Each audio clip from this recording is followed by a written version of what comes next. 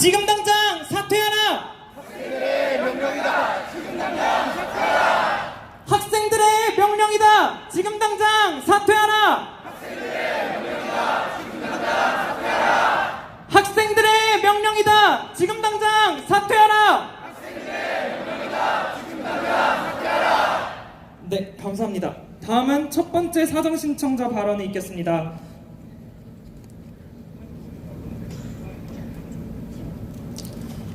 네, 시작하기 전에요. 통행로에 있는 언론분들께서는 통행에 방해되지 않는 선에서 취재를 해주시길 부탁드리겠습니다.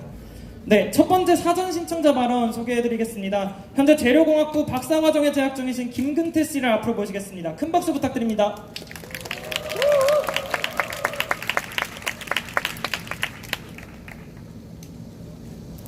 안녕하십니까. 재료공학부 박사과정에 재학 중인 김근태라고 합니다.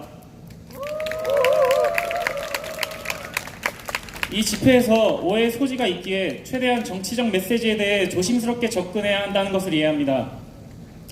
하지만 현재 이 집회가 비판하고자 하는 대상인 조국 법무장관이 교수가 아닌 정치인으로의 활동을 하고자 하는 상황에서 벌어진 문제들에 대한 이야기를 나누어야 하다 보니 어느 정도 정치적 메시지가 담길 수 있다는 점을 양해 부탁드리겠습니다. 다만 제 발언이 결코 특정 진영만을 옹호하거나 비판하고자 하는 것이 아니라는 점은 말씀드리겠습니다. 저는 한없이 부족한 한 개인일 뿐이지만 오늘 여러분께 간곡히 요청드리고 싶은 것이 있어 이 자리에 섰습니다. 저는 지금 대한민국의 정치판에서 벌어지는 일들이 그리 낯설지 않은 느낌이 듭니다. 국민들이 손에 든 촛불에 의해 정권은 바뀌었지만 새롭게 권력을 잡은 자들이 보여주는 행태는 예전과 크게 다르지 않은 것 같습니다. 그리고 분열된 국민들이 보이는 반응 또한 진영은 바뀌었지만 크게 달라지지 않은 것을 느낍니다.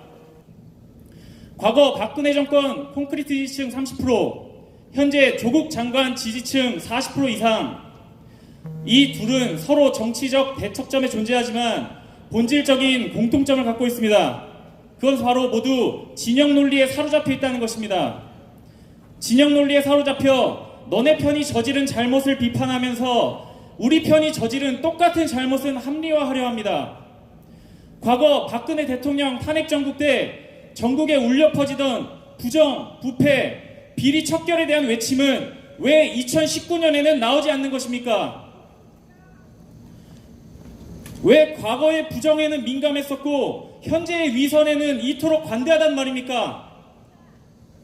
부정과 위선을 비판하는데 네 편, 내 편이 어디 있습니까? 정치라는 것의 본질이 언제부터 편가르기가 되었습니까?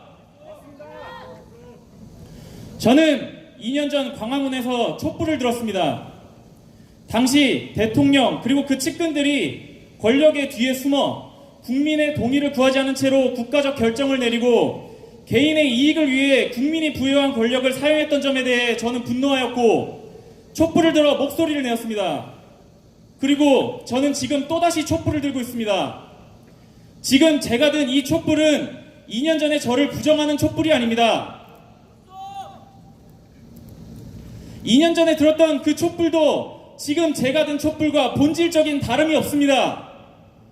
2년 전에도 그리고 지금도 제가 손에 든 촛불은 특정 세력만을 비판하거나 옹호하기 위한 것이 아닙니다.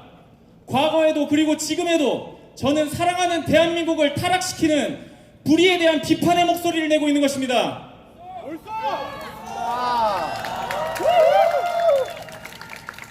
하지만 지금 우리의 이 촛불이 특정 세력을 비판하기 위한 것이라고밖에 받아들이지 못하는 사람들이 있습니다. 2년 전에도 마찬가지로 그런 사람들이 있었습니다.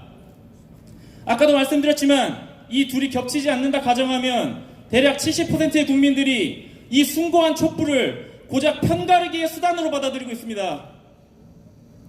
이들은 왜 진영 논리에 사로잡힌 좀비가 되었을까요? 제가 생각하는 그 이유는 질문하는 방법을 모르기 때문이라고 생각합니다. 흔히들 우리나라의 교육의 문제점이 질문하지 않는 문화에 있다고들 하는데 학생들만의 문제가 아닙니다. 어른들조차 질문할 줄을 모르는데 어떻게 아이들에게 질문하는 법을 가르치겠습니까? 그들의 사고는 1차원적인 사고에 멈춰 있습니다. 조국이가 검찰개혁의 적임자래 조국 힘내세요. 조국 후보자에게 던져진 의혹들은 다 가짜뉴스래. 그럼 그렇지. 조국 힘내세요. 와. 이렇듯 자신이 주장하는 내용에 본인의 생각은 눈꼽만치도 들어있지 않고 내 편으로 받아들인 누군가가 그렇다고 하니 아 그런갑다 하는 겁니다. 앵무새와 다를 것이 하나도 없습니다. 여러분 질문을 해야 됩니다. 조국이 본인 인생에서 어떤 모습을 보여줬었기에 검찰 개혁의 적임자라고 하는 건지, 검찰 개혁은 무엇인지, 그걸 어떻게 하겠다는 것인지, 여러 부정과 비리에 대한 의혹을 받고 있는 모순적인 존재가 무엇을 어떻게 개혁하겠다는 것인지, 애초에 국가의 장관으로서 자격이나 있는 것인지 우리는 스스로 질문을 던져봐야 됩니다.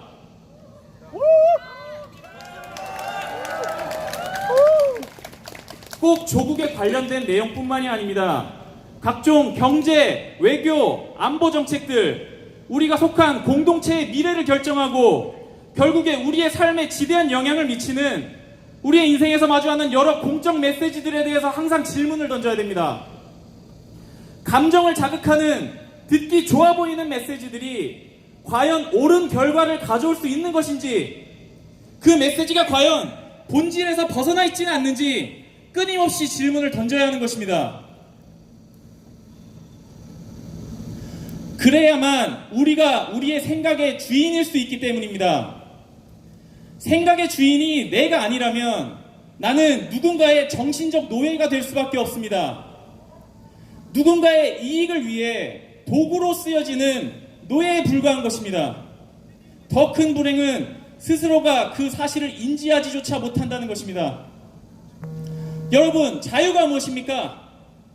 먹고 싶은 거 먹고, 가고 싶은 데 가고, 하고 싶은 거 하는 거, 그것만이 자유인가요? 아니요. 육체적 자유만 충족되면 되나요? 아니요. 네, 맞습니다. 아닙니다. 그에 못지않게 정신적인 자유 역시 중요한 겁니다. 어떤 형태이든 자유는 쉽게 얻어지는 것이 아닙니다. 정신적 자유도 마찬가지입니다. 스스로가 끊임없이 질문하고 의심하고 고민해야지만 내 생각의 주인이 비로소 내가 되는 것입니다. 저는 단언할 수 있습니다. 지금처럼 이렇게 많은 사람들이 정신적 노예가 되어가는지도 모르고 안일하게 살아간다면 머지않은 미래에 육체적 자유 역시 어떤 형태가 됐든 빼앗기게 될 것입니다.